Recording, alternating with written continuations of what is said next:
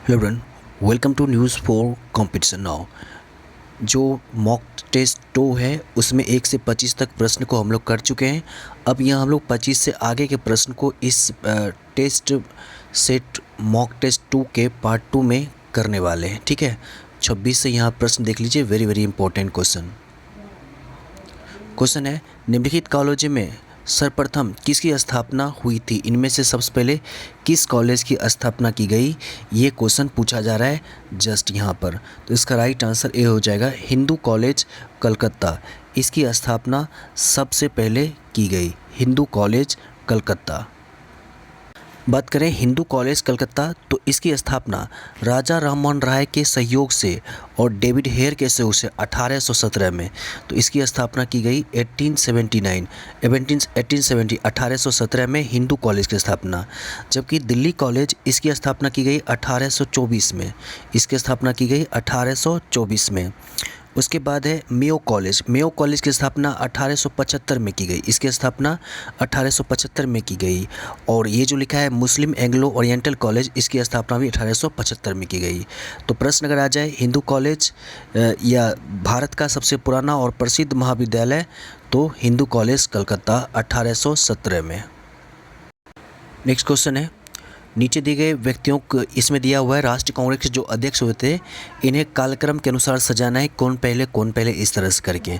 तो महात्मा गांधी, आप लोग को याद होगा कि 1924 में बेलगांव अधिवेशन में कांग्रेस के अध्यक्ष बने थे। उसके बाद श्रीमती सरोजिनी नायडू, ये 1925 ईस्वी में 1925 ईस्वी का जो अधिवेशन हुआ था, कानपुर अधिवेशन, इसमें ये बने थे। तो पहले 1924 में ये हो जाएगा, उसके बाद 1925 में श्रीमती सरोजिनी नायडू हो जाएंगे। जे.एल. नेहरू सबसे पहले बने थे 1929 ईस्वी में, लाहौर का अधिवेशन। तो 142, और उसके बाद सरदार वल्लभ भाई पटेल 1931 का अधिवेशन, कोलकाता अधिवेशन हुआ था, कराची अधिवेशन हुआ था, यहाँ पर यह अध्यक्षता किए थे। तो 1 4 2 3 सी इज़ राइट आंसर हो जाएगा। Very important. नेक्स्ट क्वेश्चन है, वर्ष 1907 में सूरत में भारतीय राष्ट्रीय कांग्रेस के विभाजन का मुख्य कारण इनमें से क्या था?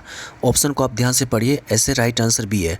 कांग्रेस सरकार के साथ नरमपंथियों की वार्ता करने की क्षमता के बारे में चरमपंथी यानी उग्रपंथी को बोलते थे, को विश्वास कम हो गया था। इस कारण से जो कांग्रेस का सूरत अधिवेशन है, इसमें नरम दल और गरम दल, दो दल में कांग्रेस का विभाजन हो जाता है। फ्रेंड्स, अगर क्वेश्चन अच्छा लग रहा है, वीडियो अच्छा लग रहा है, प्लीज़ लाइक कर दीजिएगा और शेयर जरूर कर दीजिएगा। कल फिर आपको इसी तरह का वीडियो नेक्स्ट मिलता रहेगा। क्वेश्चन नंबर 29 है, निम्नलिखित में से महात्मा गांधी का कौन सा संघर्ष औद्योगिक श्रमिकों से संबंधित था? तो औद्योगिक श्रमिकों से संबंधित हो जाएगा अहमदाबाद संघर्ष, या अहमदाबाद मिल हड़ताल भी बोलते हैं। ये हुआ था 1918 में। चंपारण सत्याग्रह होता 1917 में। खेरा आंदोलन हुआ था 1918 में। ठीक है, तो ये याद रखिए, ये संबंधित था श्रमिकों से, मज़दूरों से संबंधित था। इसमें मज़दूरों को जो वाजिब वेतन है नहीं मिल पा रहा था, इस कारण से गांधी जी को यहाँ पर जो है आमरण अनशन करना पड़ा और इन्हें हक दिलानी पड़ी। तो right answer B. Next question बहुत इंपॉर्टेंट है, किस घटना के बाद महात्मा गांधी ने असहयोग आंदोलन को अपने हिमालय जैसी भूल बताई थी? इनमें से किस घटना के बाद? इसका राइट आंसर ए है चौरी चौरा कांड या घटना के बाद। कब हुआ था? 5 फरवरी 1922 को हुआ था। असहयोग आंदोलन के दौरान यहाँ चौरी चौरा एक जगह है, एक कस्बा है, यूपी में पड़ता है। उग्र भीड़ ने थाने में आग लगा दी, जिसमें एक थानेदार और 21 पुलिसकर्मी मारे गए। और इसी के कारण गांधी जी ने 22 फरवरी 1922 को आंदोलन स्थगित करने की घोषणा की। और इसी दरमियान इन्होंने यह उक्ति कही कि ये हिमालय जैसी भूल थी। ओके, नेक्स्ट क्वेश्चन है, साइमन कमीशन की नियुक्ति कब किया गया था? तो साइमन कमीशन की नियुक्ति किया गया था 1927 ईस्वी में। 1927 ईस्वी में। और साइमन कमीशन कब आया था भारत? 1928 ईस्वी में। यहाँ नियुक्ति पूछा जा रहा है, इसलिए 1927 ईस्वी इज राइट आंसर हो जाएगा। राइट। अगला प्रश्न है, द्वितीय विश्व युद्ध के समय ब्रिटेन के प्राइम मिनिस्टर कौन थे? तो ब्रिटेन के प्राइम मिनिस्टर प्रधानमंत्री थे विंस्टन चर्चिल थे। याद रखिए, वेरी इंपॉर्टेंट। द्वितीय विश्व युद्ध कब से कब तक चला? 1939 से 1945। और इस समय ब्रिटेन के प्रधानमंत्री विंस्टन चर्चिल थे। इनका कार्यकाल था 1940 से 45 ईस्वी तक। Now question number 33। 1942 के क्रिप्स मिशन का एक महत्वपूर्ण पहलू इनमें से क्या था? सभी ऑप्शंस को आप पढ़िएगा ध्यान से। बहरहाल हम आपको सीधा आंसर बता दे रहा हूँ। 33 का बी इज राइट आंसर है। क्रिप्स मिशन का महत्वपूर्ण एक पहलू इनमें से था द्वितीय विश्व युद्ध के तुरंत पश्चात भारत संघ की स्थापना करना और उसे डोमिनियन पद प्रदान करना। ये मेन महत्वपूर्ण पहलू था 1942 के क्रिप्स मिशन का। राइट, सो 33 का बी इज राइट आंसर है। Question number 34। 9 अगस्त 1942 को जिन दो नेताओं यानी हजारीबाग में को गिरफ्तार किया गया था, इनमें से कौन से दो लीडर थे? तो इसका राइट आंसर डी है, शिव कुमार और रामानंद। शिव कुमार और रामानंद इनमें से। क्वेश्चन नंबर 35 है, भारत भारती के लेखक कौन है?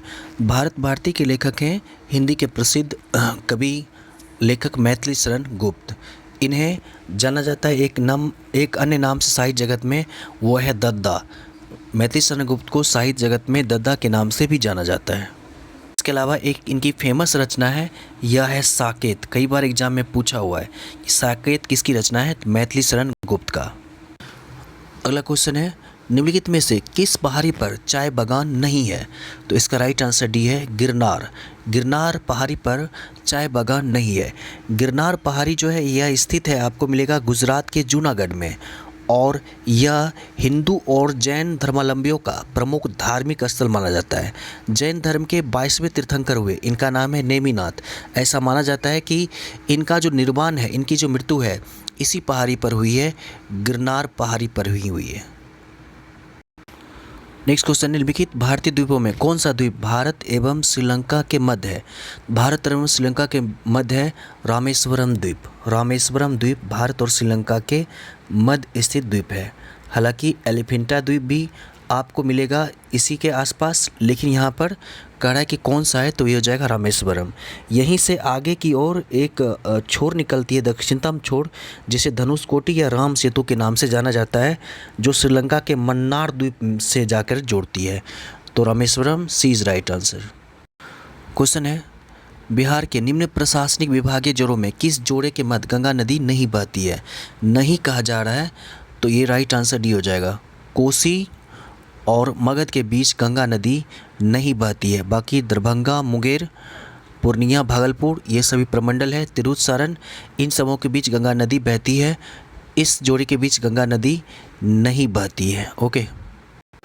क्वेश्चन है, गंगा के मैदान की पुरानी कछारी, कछारी को ही जलोढ़ मृदा भी कहा जाता है। गंगा के मैदान की पुरानी कछारी मिट्टी को क्या कहते हैं? तो पुरानी को बांगर कहते हैं, और नए मृदा का निर्माण होता है उसको खादर कहते हैं। इसमें पुरानी पूछा जा रहा है, इसलिए बांगर इज राइट आंसर। चलिए नेक्स्ट क्वेश्चन है, बीच में कुछ मैथ का था तो उसको छोड़ दिए, बाद के वीडियो में इसको डिस्कस करेंगे अलग। महान हिमयुग का संबंध इनमें से किससे है? तो महान हिमयुग का संबंध इनमें से है प्लीअस्टोसीन युग से। प्लीअस्टोसीन, इसका प्रारंभन काल 10 लाख पूर्व माना जाता है। नेक्स्ट क्वेश्चन देख लीजिए, निम्नलिखित युगों में से कौन सा सम्मिलित नहीं है? एक तरफ देश है और उसकी राजधानी है, जैसे सेशेल्स, विक्टोरिया सही है, सियरा लियोन, फ्रीटाउन सही है, उज्बेकिस्तान, ताशकंद सही है। इसमें से ए जो है ना ये गलत है। स्लोवेनिया, स्लोवेनिया की राजधानी जो है ये नहीं है। स्लोवेनिया की राजधानी मिलेगा लुजब्लिजाना, लुजब्लिजाना स्लोवेनिया की राजधानी। और ये जो ब्रातिस्लावा है, ब्रातिस्लावा जो है यह राजधानी है स्लोवाकिया का। अगर यहाँ स्लोवाकिया रहता तो सही हो जाता है। स्लोवाकिया की राजधानी है ब्रातिस्लावा, और स्लोवेनिया की राजधानी पूछेगा तो लुजब्लिजाना, लुजब्लिजाना। ओके। नेक्स्ट क्वेश्चन है, डेल्टा का निर्माण उन स्थानों पर होता है जहाँ निम्नलिखित में से नहीं होते? चट्टान, ज्वार भाटा, तेज हवा, गहरा समुद्र। तो इसका राइट आंसर डी हो जाएगा। डेल्टा का निर्माण उन स्थानों पर होता है जहां निम्नलिखित में गहरा समुद्र नहीं होता। गहरा समुद्र नहीं होने कारण से डेल्टा का निर्माण होने की चांसेस काफ़ी ज़्यादा हो जाता है। अगर गहरा समुद्र रहेगा तो क्या होगा? पानी डायरेक्ट जो है सीधा चल जाएगा, गिर जाएगा, तो यहाँ बालू का ढेर नहीं जम पाएगा। इसलिए यहाँ पर 47 का डी इज राइट आंसर है। नेक्स्ट क्वेश्चन है, ओजोन परत अवस्थित है इनमें से समताप मंडल में। ओजोन परत स्थित है समताप मंडल में, और ओजोन परत की मोटाई को मापने की इकाई होता है डॉब्सन इकाई, याद रखिए। और प्रत्येक साल 16 सितंबर को मनाया जाता है ओजोन परत संरक्षण दिवस। Very important. क्वेश्चन नंबर 49, सदाबहार वर्षावन पाए जाते हैं। सदाबहार वर्षावन मिलेगा आपको ब्राज़ील में। ब्राज़ील में सदाबहार वर्षावन पाया जाता है। क्वेश्चन नंबर 50 है, अल्फ़ा अल्फ़ा इनमें से क्या है? तो अल्फ़ा अल्फ़ा एक प्रकार की घास का नाम है, अल्फ़ा अल्फ़ा। तो फ्रेंड्स, आज हमने महत्वपूर्ण प्रश्न को देखा। कुछ और भी प्रश्न शेष रह गए, अगले के वीडियो में इसको कर लेंगे। तो प्लीज़ वीडियो को लाइक कर दीजिएगा, और ज़्यादा प्रश्न चाहिए तो प्लीज़ नीचे कमेंट बॉक्स में ज़रूर लिखिएगा। Till then okay, good bye and take care.